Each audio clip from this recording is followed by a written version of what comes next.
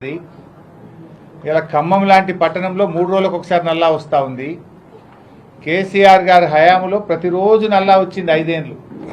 మీరు వచ్చి 3 నెలలు అయింది, ఇలా 3 రోజులకు ఒకసారి నల్లా వస్తుంది. ఇలా మీరు 100 రోజుల్లో చేస్తామన్న హామీలను అమలు చేయడంలో పూర్తిగా విఫలమైపోయింది.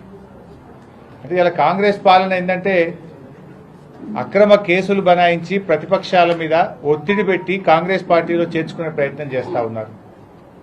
ఎవరైనా పార్టీలో చేరమంటే వాళ్ళను రకరకాల వేధింపులకు గురి చేయడం, కేసులు పెట్టడం ఇవాళ కాంగ్రెస్ పార్టీ నైజంగా మారిపోయింది. ఇవాళ మా పటాన్చెరు శాసనసభ్యులు మహిపాల్ రెడ్డి గారి సోదరుడి ఇంటికి ఉదయం 3 గంటలకు 100 మంది పోలీసులు వెళ్ళి ఆయన అరెస్ట్ చేసే ప్రయత్నం చేసినారు. ఆయన ఏమన్నా బందిపోటా, టెర్రరిస్టా, రేపిస్టా? ఎందుకు 3 గంటలు రాత్రి పోయి ఆయనను వందలాది మంది పోలీసులు పోయి అరెస్ట్ చేయాల్సిన అవసరం వచ్చింది? అంటే ఇది ఏంది?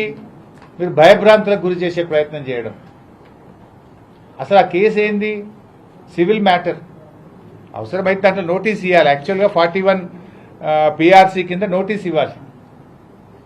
నోటీస్ ఇవ్వకుండా, ఎఫ్ఐఆర్ కాపీ ఇవ్వకుండా మబ్బుల 3 గంటలకు 100 మంది ఎస్ఐలు, సిఐలు, కానిస్టేబుళ్లు వెళ్ళి ఇవాళ ఆయన అక్రమంగా అర్ధరాత్రి పూట అరెస్ట్ చేయాల్సిన అవసరం ఏమొచ్చింది అని మేము అడుగుతా ఉన్నాం. ఇలా అరెస్ట్ చేసేటప్పుడు కొన్ని విధానాలు ఉంటాయి కదా. నోటీస్ ఇవ్వాలన్నా వద్దా? ఎఫ్ఐఆర్ కాపీ ఇవ్వాలన్నా వద్దా? మబ్బుల 3 గంటలకు మీరు అరెస్ట్ చేస్తారు, 10 దాకా ఎఫ్ఐఆర్ కాపీ ఇయ్యరు అడిగితే. ఇది ఎక్కడి విధానమో అని మేము అడుగుతా ఉన్నాం. నేను పోలీస్ అధికారులను కూడా కోరుతా ఉన్నా, ఏ ప్రభుత్వం కూడా శాశ్వతం కాదు. దయచేసి పద్ధతులు మర్చిపోకండి, మితిమీరి ప్రవర్తించొద్దు అని చెప్పి కూడా నేను పోలీస్ అధికారులను కోరుతా ఉన్నా. మేము 10 ఏళ్లలో ఏ రోజు కూడా ఈ రకమైన ప్రయత్నాలు చేయలేదు. 10 ఏళ్ళు అధికారంలో ఉంటే ఈ రకంగా మేము ఎప్పుడూ అధికార దుర్వినియోగానికి పాల్పడిన పరిస్థితి లేదు. ఇవాళ నాన్ అప్లికేబుల్ సెక్షన్స్, అసలు ఆ సెక్షన్ దీనికి అప్లికేబులే కాదు, కానీ అక్రమమైనటువంటి సెక్షన్స్ పెట్టి ఏదో రకంగా అరెస్ట్ చేసే ప్రయత్నం చేస్తూ ఉన్నారు. బెయిలబుల్ సెక్షన్స్, యాక్చువల్గా మీరు ఏ ఆరోపణ అయితే ఈరోజు చేస్తూ ఉన్నారో అవన్నీ కూడా బెయిలబుల్ అఫెన్సెస్. సుప్రీంకోర్టు జడ్జిమెంట్ ఇచ్చింది స్టేషన్ బెయిలే ఇవ్వాలి అని. కానీ స్టేషన్ బెయిల్ ఇచ్చే అవకాశం ఉన్నా కూడా, బెయిలబుల్ అఫెన్సెస్ ఉన్నా కూడా, సివిల్ మ్యాటర్ అయినా కూడా ఏదో ఒక రకంగా అరెస్ట్ చేయాలి, జైలుకు పంపాలి, మా క్యారెక్టర్ను డ్యామేజ్ చేయాలి, మమ్మల్ని మానసికంగా ఇబ్బంది పెట్టాలి, ఆ రకంగా వీళ్ళని లొంగ తీసుకొని కాంగ్రెస్ పార్టీలో చేర్చుకోవాలి అనేటువంటి కుట్రకు ఈరోజు కాంగ్రెస్ పార్టీ పాల్పడతా ఉంది. ఇవాళ మేము చేరము కాంగ్రెస్ పార్టీలో, మేము ప్రజాక్షేత్రంలో ప్రజల ద్వారా బీఆర్ఎస్ పార్టీ తరఫున గెలిచినాము అంటే ఇవో ఈ రకమైనటువంటి వేధింపులు, ఈ రకంగా కేసులు పెట్టి ఇంకా నిన్ను సతాయిస్తాం, ఇంకా చాలా కేసులు పెడతాం, బిడ్డ నువ్వు వస్తావా రావా అన్నటువంటి రీతిలో ఇవాళ కాంగ్రెస్ పార్టీ వ్యవహారం ఉంది.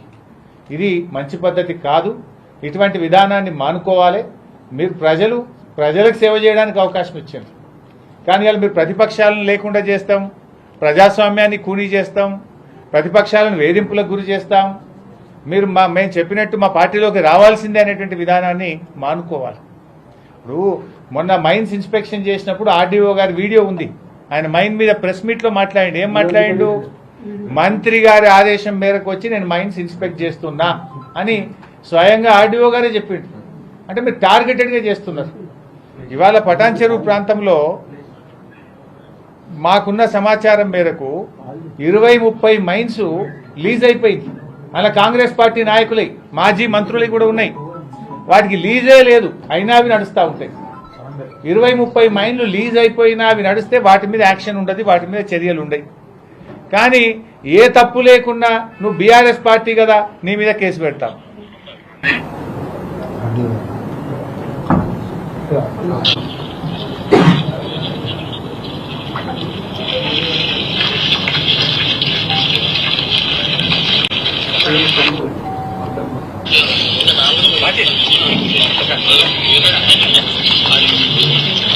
సో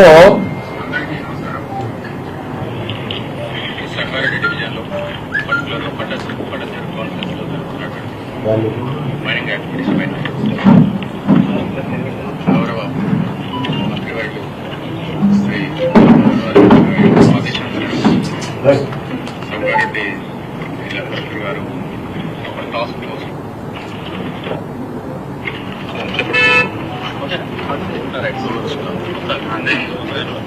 అందరికీ నమస్కారం.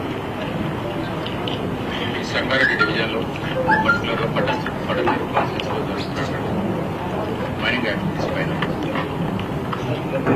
గౌరవ మంత్రివర్యులు శ్రీ రామరాజు గారి ఆదేశానుసారం సంగారెడ్డి జిల్లా కలెక్టర్ గారు ఒక టాస్క్ ఫోర్స్ ఏర్పాటు చేయడం జరిగింది. ఇంత టార్గెటెడ్గా మంత్రి గారి ఆదేశం మేరకు మేము చేస్తున్నాము. అంటే ఇది ఏంది ఉద్దేశం మీది? ప్రతిపక్షాలను లొంగ తీసుకోవడం, ప్రతిపక్షాల మీద బురద జల్లడం, ప్రతిపక్షాలను పార్టీలో చేర్చుకోవడం కోసం ఒక పథకం ప్రకారంగా వాళ్ళు ఈ ప్రయత్నం చేస్తూ ఉన్నారు. మరి ఇలా అనేక క్వారీలు లీజ్ అయిపోయినాయి. వాటిని ఎక్కడ టార్గెట్ చేస్తారు? అవన్నీ కూడా నడుస్తూ ఉన్నాయి. కాంగ్రెస్ పార్టీ నాయకులే నడుస్తూ ఉంటాయి. దాని మీద ఏం చేయరు. ఇక్కడ ఏ తప్పు లేకపోయినా, అన్ని అనుమతులున్నా ఏదో ఒక నెపం పెట్టి ఏదో ఒక తప్పును చిన్నది కూడా వెతికి వరుసగా కేసు మీద కేసు. ఇప్పటికి మూడో కేసు ఇది. 3 ఎఫ్ఐఆర్లు నమోదు చేసింది ఇప్పటికి. అంటే ఒక కేసు తర్వాత ఒకటి పెడుతూ వేధించేటువంటి ప్రయత్నానికి ఇవాళ కాంగ్రెస్ పార్టీ ప్రయత్నం చేస్తాం. ప్రజా సమస్యలు గాలి కొదిలేసిండ్రు. ప్రజా సమస్యలు పట్టించుకోవడం లేదు. ప్రజలకు ఇలా పంటలు ఎండిపోతా ఉన్నాయి రాష్ట్రంలో. దాని గురించి మీకు పట్టించుకునే టైం లేదు. ఇక తాగునీరు రావడం లేదు. ఆసుపత్రుల్లో సేవలు ఇబ్బందికరమైపోయింది. ఇలా ప్రజలు అనేక సమస్యలు ఎదుర్కొంటా ఉన్నారు. మీరు ఇచ్చిన హామీలు 100 రోజులైంది. ఇవాళకి హామీలు ఎక్కడ అమలు కాలేదు. మరి ఇంకొక వైపు ఏమో మీరు ఎంతసేపు ప్రతిపక్షాలను వేధించడము, ప్రతిపక్షాలను ఇబ్బంది పెట్టడము, అక్రమ కేసులు పెట్టడము, లీకుల మీద లీకులు ఇచ్చుడు, అన్ని కథనాలు రాయించడము, బురద జల్లే ప్రయత్నం చేస్తూ ఉన్నారు. అసత్యాలు ప్రచారం చేస్తున్నారు, గోబల్స్ ప్రచారం చేస్తున్నారు, దుష్ప్రచారం చేస్తూ ఉన్నారు.